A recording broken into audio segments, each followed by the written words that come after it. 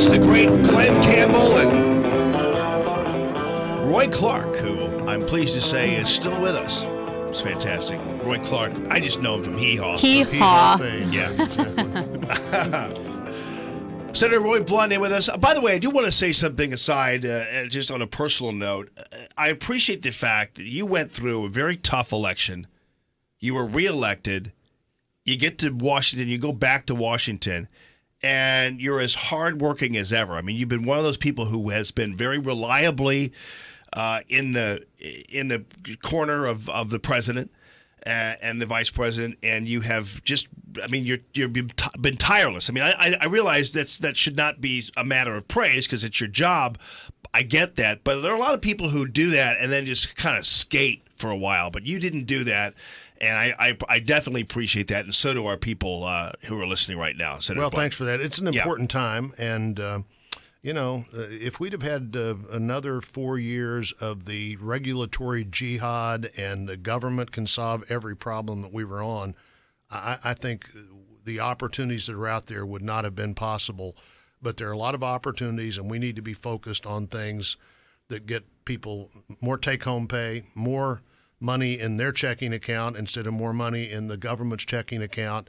And we've got to look for things that create those opportunities, and getting the regulators under control has been and will continue to be an important part of that. Very small steps that have been taken already. And well, in our state, the two big steps, you and I have talked about this so many times, probably thinking this is tragic, but we may not be able to stop it. Not having that crazy waters of the U.S. rule where the EPA could decide potentially on every building permit and resurfacing your driveway and God knows what. And then the power rule in our state would have doubled people's utility bills at home and at work. Those things would have been terrible for Missouri families, and they're not going to happen because of what happened on Election Day in November. Right. I mean, if you talk to contractors and people like that, this EPA water rule has been just a nightmare. Right. And those are little things that really do tend to create a lot of degree of confidence and innovation on the part of our small businesses. All right. So tax reform, are we going to get it done? What's your priority? We will get it done, and my priority is just what I just said, to get more money, let people keep more of their own money, and have that broad-based tax reform where everybody feels it in a positive way, and at the same time have tax reform that makes us more competitive.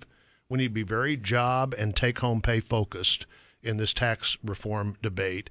And then when you look at the opportunities we have where we live, in food and health care and transportation, make the most of that. The infrastructure bill is also going to be important. But I think one of the important things about tax reform is that families who haven't had a real increase in wages for a decade suddenly have a little more money in their family budget rather than more money in the government budget. Right. And so the goal, I guess, especially even for small businesses and for businesses in general, is reduce the corporate tax as well. I know President Trump has put forth a 15% number. I know Paul Ryan has put forth a 25% number. Where do you sit on that? Well, I think you're going to have to do what's possible there. I think there should be a reduction. Most studies on this indicate that people who work for corporations, the employees, pay about 70% of what, if you reduce the corporate tax,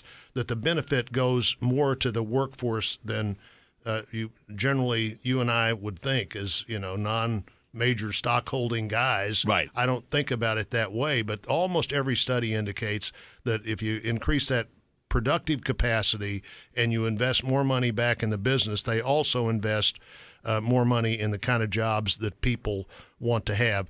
Something needs to happen on the corporate rate, partly because it's now baked into the economy. Right.